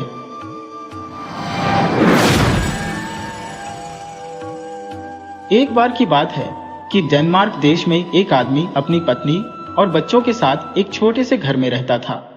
वे बहुत मेहनत करते थे और बहुत ही सादा सी जिंदगी गुजारते थे। उनके खेतों पर उनकी सहायता करने के लिए उनके पास एक घोड़ा था। ताज़ा अंडों के लिए उनके पास कुछ मुर्गियां थी और उनके पास एक गाय थी जो उनके बच्चों के पीने के लिए काफी दूध दे देती थी और थोड़ा सा मक्खन भी। उनके खेत में उनकी जरूरत को लायक गेहूं उग जाता था जिससे वे अपने घर के लिए रोटी बना लेते थे। इस तरह गरीब होने के बावजूद वे खुश थे। फिर एक दिन वह हो गया जिसने उनकी जिंदगी ही पलट दी। उनके गांव में एक बहुत ही अमीर और ताकतवर आदमी आया और उसने सबकी जमीनें ले ली। उसने उनसे उनके अपने ही घर में रहने का किराया लेना शुरू कर दिया और उनका किराया भी बहुत ज्यादा था। हालांकि वह आदमी पहले से ही बहुत अमीर था, पर वह और अमीर बनना चाहता था। अपने घर में से न निकाले जाने के लिए उस आदमी और उसकी पत्नी ने उनके पास जो कुछ भी था करीब करीब सारा कुछ बेच दिया था। उन्होंने अपनी मुर्गियां बेच दी थी, उन्होंने अपना घोड़ा बेच दिया था। अब उस घर को अपने पास रखने के लिए गाय को बेचने की बारी थी।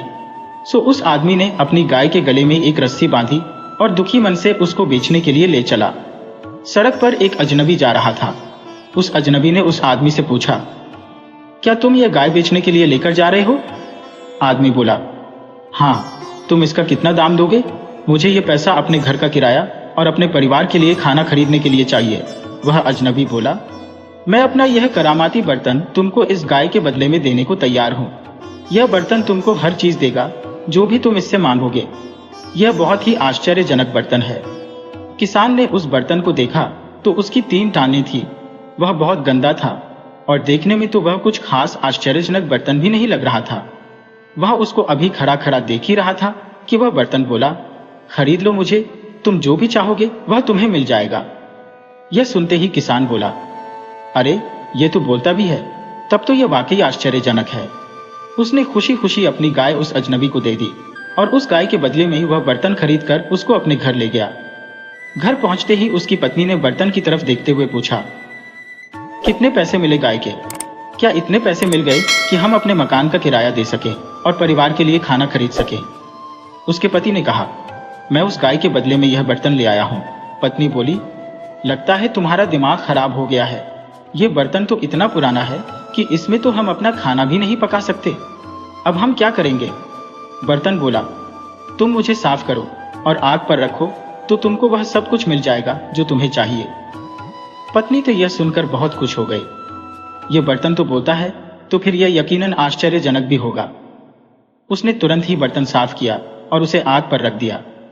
बर्तन बोला, मैं भागता हूं, मैं भागता हूं। पत्नी ने आश्चर्य से पूछा, अरे तुम भागते कहां हो?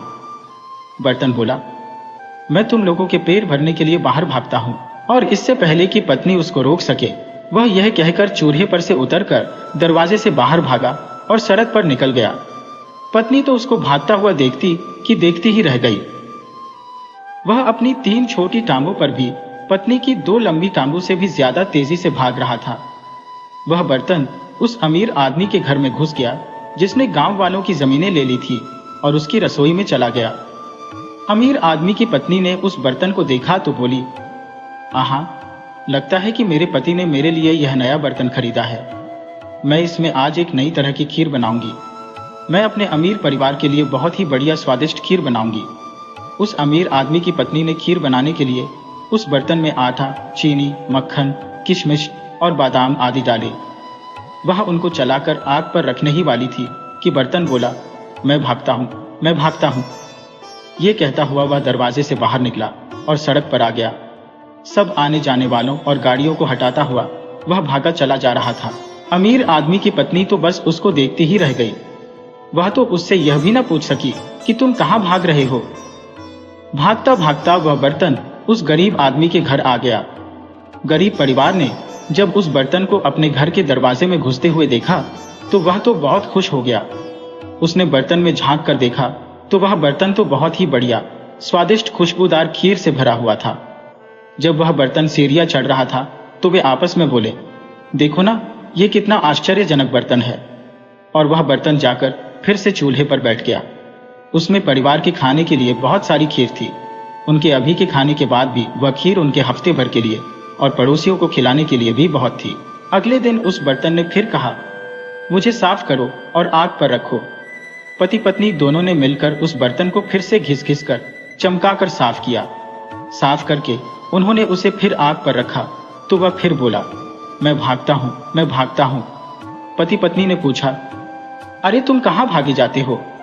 बर्तन बोला, मैं तुम्हारे अनाज रखने की जगह भरने के लिए भागा जाता हूँ।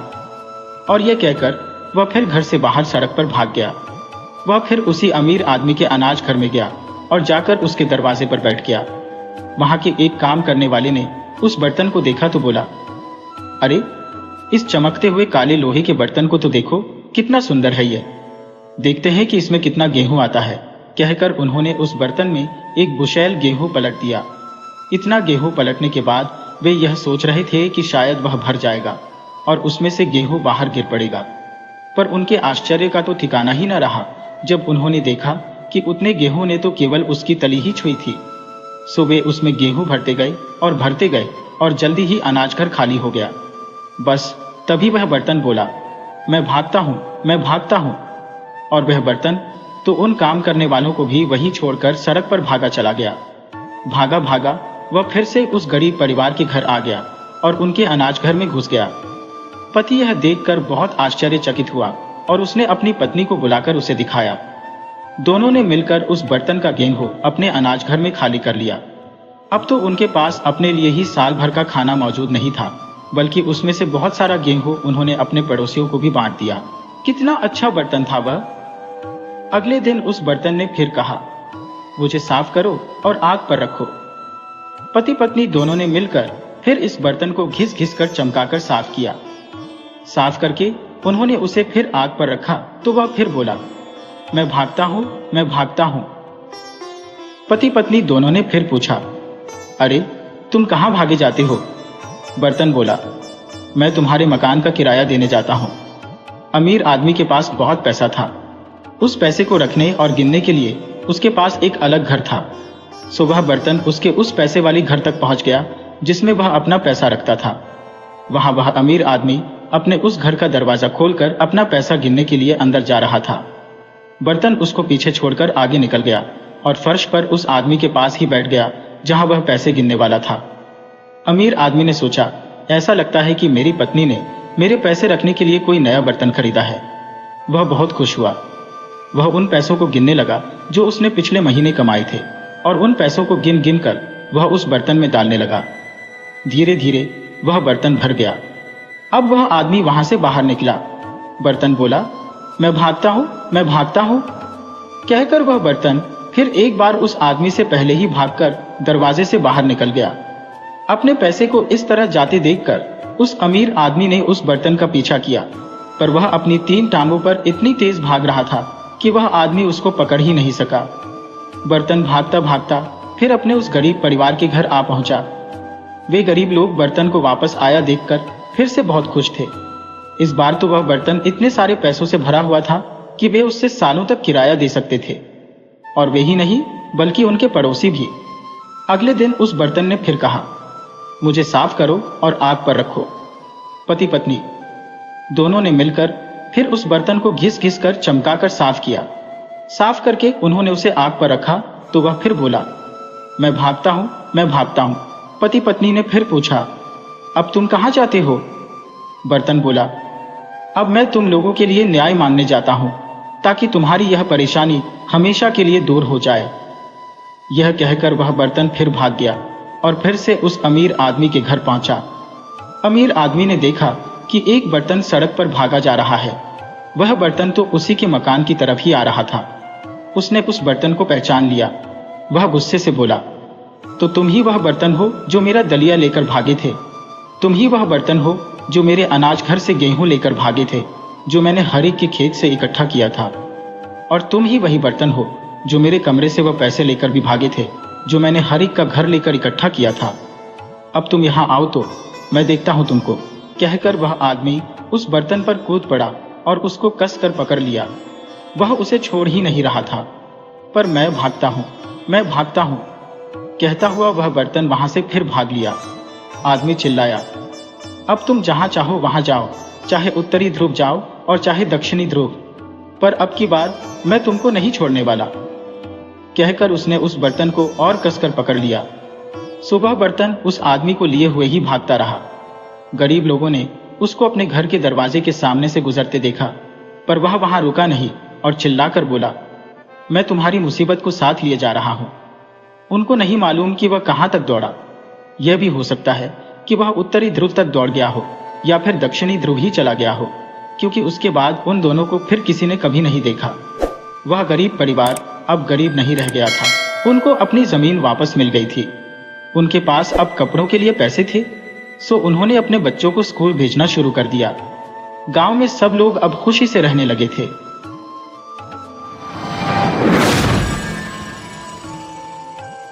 एक भिखारी था।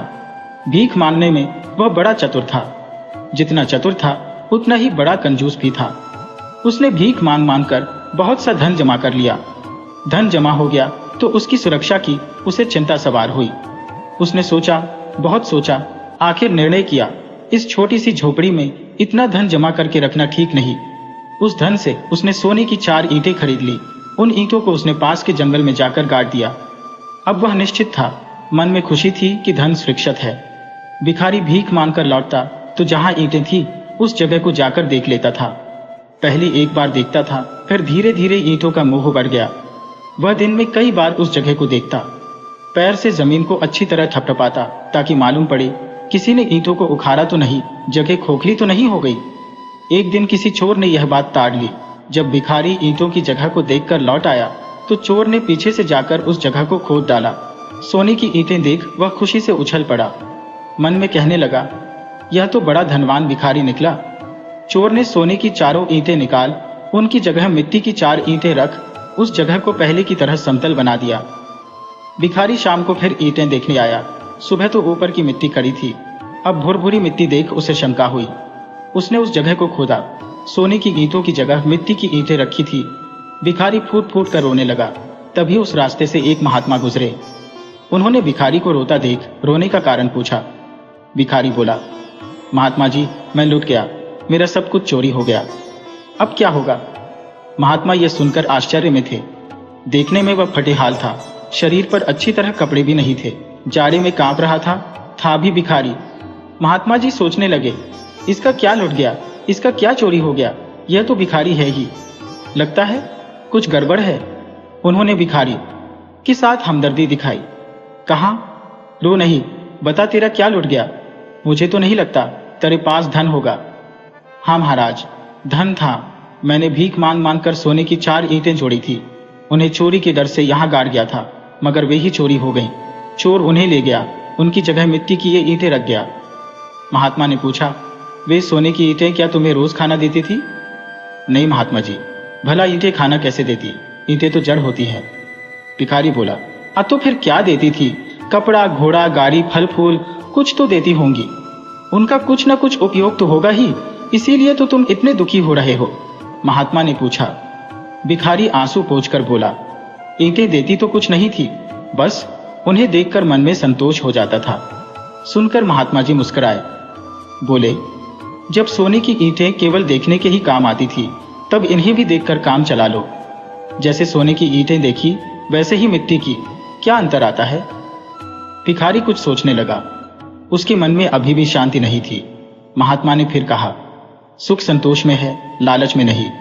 सोने की ईंटें तुम्हारे पास केवल थी, काम कुछ नहीं आती थी। ईंटें अब भी है, तुमने सोने की ईंटें भी मिट्टी में गाड़ रखी थी। विचार करो और संतोष कर सुखी बनो। भिखारी की बात समझ में आ गई। उसने महात्मा जी को नमस्कार किया और भिक्षा मांगने वाला कटोरा उठाकर अपनी राह पर चला गया। बहुत समय पहले चीन के एक गांव में एक दिन एक अजनबी आए।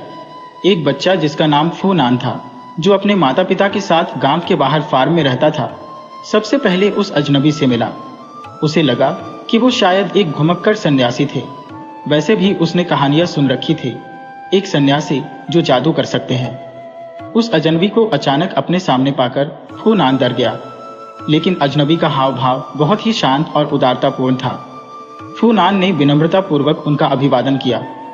वृद्ध अजनबी ने कहा, कुछ समय रहने के लिए यह जगह अच्छी प्रतीत होती है, क्या तुम बता सकते हो कि मैं कहाँ सो सकता हूँ? फूनान ने उन्हें एक वीरान कुटिया दिखाई जो गांव की सीमा पर स्थित थी। वहां वृद्ध ने अपने लिए घास फूस का बिस्तर बना लिया और दीवार पर एक कागज लटका दिया जिसमें बड़ी और बेढंगी लिखाई में कुछ शब्द चित्रित किए हुए थे। वृद्ध उस झोपड़ी में निवास करने लगे। फूनान और उसके मित्र कुटिया की खिड़की से भीतर झांकते और वृद्ध की नींद से जागने की प्रतीक्षा करते। वृद्ध जब गांव में भिक्षा मांगने जाते तो बच्चों को उनके साथ रहना अच्छा लगता था। वो हमेशा प्रसन्न रहते थे और मौसम की ओर उनका ध्यान कभी न जाता था। वर्षा हो या धूप, वो वृद्ध वही पुराने सैंडल और जीर्ण शीर्ण लबादा पहने रहते थे, क्योंकि सब जानते थे कि घुमक्कड़ सन्यासियों ने निर्धन रहने का संकल्प लिया था। इसलिए गांव वाले प्रसन्नता से उन्हें चावल और सब्जियां दे देते थे। फूनान ने उन्हें आगाह कर दिया था कि वह उस जिले के सबसे धनी व्यक्ति कंजूस किसान वो के पास कभी न जाए। जो भिक्षुक अंतिम बार उनके घर गया था, किसान वो ने उस पर अपने कुत्ते छोड़ दिए थे। फूनान ने बताया, क्योंकि बच्चे अक्सर उनके साथ रहते थे, इसलिए उन्हें ही सबसे पहले पता चला कि वृद्ध सन्यासी के पास कुछ अनोखी शक्तियां थी। एक सुबह वृद्ध ने देखा कि टोकरी बनाने वाले के बेटे ने एक पिंजरा पकड़ रखा था जिसके अंदर एक चिड़िया बंद थी। बेचारा पक्षी फड़फड़ा रहा था और पिंजरे की छड़ों से बार बार टकरा रहा था। अगर तुम पक्षी को छोड़ दो तो मैं तुम्हें एक जादू दिखाऊंगा, वृद्ध ने उससे कहा। आश्चर्यचकित लड़के ने सिर हिलाकर हामी भर दी। वृद्ध कुटिया के अंदर गए और एक काला कपड़ा, एक कलम कागज और एक ब्रश लेकर बाहर आए। उन्होंने काला कपड़ा पिंजरे के ऊपर लपेट दिया। जब वह स्याही में पानी मिला रहे थे तब बच्चे उन्हें चुपचाप देख रहे थे। उन्होंने झटपट ब्रश चलाया और पिंजरे में कैद पक्षी का चित्र बना दिया। चित्र इतना सजीव थे कि बच्चों को लगा कि अभी गाने लगेगा। चित्र में उन्होंने पिंजरे को दरवाजा खोला। चित्रित क्या था? तभी चित्र में बना पक्षी चहचहाने लगा। पिंजरे के खुले दरवाजे से मैं बाहर निकल आया और कागज से ओढ़कर पास के एक पेड़ की डाल पर बैठ गया। टोकरी बनाने वाले के बेटे ने झटपट पिंजरे पर लगा कपड़ा खींच लिया। यह देख सारे बच्चे आश्चर्य से चिल्ला दिए। पिंजरा खाली था। सन्यासी लड़के को देखकर मुस्कुराए और बोले, तुमने एक अच्छा काम किया है। उन्होंने उससे कहा, तुमने एक जंगली जीव को स्वतंत्र कर उसकी प्रकृति के अनुसार उसे जीने का अवसर दिया है। क्या वह जादू आप मुझे सिखा सकते हैं? फूनान ने बाद में वृद्ध से पूछा। वृद्ध ने प्यार से कहा, यह जादू सीखने से पहले सन्यासी बनने के लिए मुझे अपना सब कुछ त्यागना पड़ा था। फिर मैंने वर्षों तक अध्ययन किया था और संकल्प लिया था कि इस जादू का मैं कभी भी अपने लाभ के लिए उपयोग नहीं करूंगा। तुम अभी बहुत छोटे हो, अपना लक्ष्य जानने के लिए प्रतीक्षा करो। गांव में फूनान कभी कभी एक गरीब बुजुर्ग विधवा लियान की सहायता करता था और पानी से भरी बाल्टी गांव के कुएं से उठाकर उसके घर ले जाता था, क्योंकि उसके कुएं में पानी खत्म हो गया था। गर्मी के एक दिन फूनान ने वृद्ध को लियान से बात करते सुना। तुम्हारा कुआं कब से सूखा हुआ है? 1 वर्ष से, जब से किसान वो ने पानी की धारा को जो मेरे कुएं में जाती थी अपने नाशपाती के बाग की ओर मोड़ लिया था। लियान ने उत्तर दिया। शायद मैं तुम्हारी सहायता कर पाऊं, सन्यासी ने कहा। उन्होंने एक कलछी पानी लियान के कुएं में डाल दिया। अगली सुबह उसने देखा कि कुआं ऊपर तक मीठे निर्मल पानी से भरा हुआ था। फूनान और लियान ने ही यह चमत्कार देखा था, लेकिन कुछ दिनों बाद भिक्षुक सन्यासी की इस जादू के बारे में सारे गांव को पता चल गया। अगस्त चंद्रमा उत्सव के दिन गांव के चौराहे की ओर जाने वाला रास्ता उन किसान और व्यापारियों से भरा हुआ था जो बाजार में बेचने के लिए अपना सामान ले जा रहे थे। फूनान के माता पिता गोभी की टोकरियां उठाए हुए बाजार की ओर जा रहे थे। जब फूनान ने भिक्षुक सन्यासी को देखा तो उसने माता पिता से पूछा कि क्या वे वृद्ध सन्यासी के साथ साथ चल सकता था। फूनान उस वृद्ध को नई पतंग के बारे में बताने लगा जो वे जन्मदिन पर मिले पैसों से खरीदना चाहता था। अचानक उसके रास्ते पर कुछ हंगामा होने लगा। किसान वो का गधा जो नाशपातियों से भरा हुआ ठेला खींच रहा था, भीड़ भाड़ वाले रास्ते पर सबको तीतर बितर करता हुआ दौड़ने लगा। भारी बोझ से दबे गधे को और तेज दौड़ने के लिए किसान वो उसे पीट रहा था और उस पर चिल्ला रहा था। जब तक फूनान और वृद्ध सन्यासी गांव के बाजार में पहुंचे, किसान वो भी अपने ठेले पर लगी नाशपतियां बेच रहा था। सूर्य की गर्मी के कारण सबको प्यास लग रही थी और मीठी रसभरी नाशपाती खूब बिक रही थी। यद्यपि किसान वो भारी दाम मांग रहा था। एक स्वादिष्ट नाशपाती मुझे खाने के लिए दे सकते हो? सन्यासी ने किसानों से पूछा। फटीचर भिखारी, तुम्हें कुछ न मिलेगा, किसान वो उन चिल्लाया। लेकिन तुम्हारे पास तो बहुत सारी नाशपाती है, निश्चय ही तुम एक नाशपाती दे सकते हो, वृद्ध ने कहा। यह देख कई लोग इकट्ठे हो गए। किसी ने कहा, इतने कंजूस मत बनो, वृद्ध को एक नाशपाती दे दो। किसान वो ने गुस्से से अपनी लाठी घुमाई और सन्यासी को बुरा भला कहा। बालक फूनान ने जब यह देखा तो पतंग खरीदने का सपना जो वह देख रहा था उसको बुलाकर उसने अपनी जेब में हाथ डाला। पतंग मैं बाद में भी ले सकता हूँ, उसने अपने अपने आप से कहा और झटपट किशनगो को अपना सिक्का दे दिए। वृद्ध ने प्यार से कहा, यह जादू सीखने से पहले सन्यासी बनने के लिए मुझे अपना सब कुछ त्यागना पड़ा था। फिर मैंने वर्षों तक अध्ययन किया था और संकल्प लिया था कि इस जादू का मैं कभी भी अपने लाभ के लिए उपयोग नहीं करूंगा। तुम अभी बहुत छोटे हो, अपना लक्ष्य जानने के लिए प्रतीक्षा करो। गांव में फूनान कभी कभी एक गरीब बुजुर्ग विधवा लियांग की सहायता करता था और पानी से भरी बाल्टी गांव के कुएं से उठाकर उसके घर ले जाता था, क्योंकि उसके कुएं में पानी खत्म हो गया था।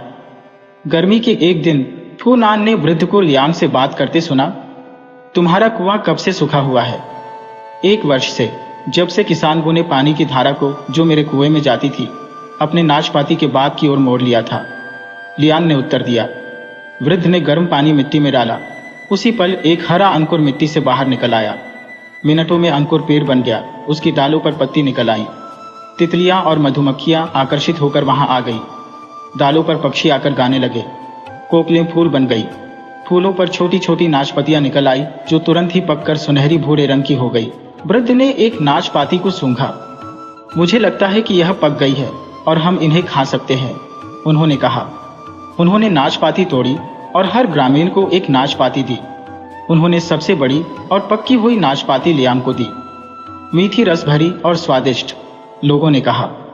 सन्यासी के जादू से सब आश्चर्यचकित हो गए। जैसे ही अंतिम नाशपाती तोड़ी गई, पेड़ के पत्ते सूखकर पीले हो गए और झड़ने लगे। जो डालें मजबूत दिखाई दे रही थी वह सूखकर विकृत हो गई। पेड़ ने सारे फल दे दिए हैं, वृद्ध ने कहा।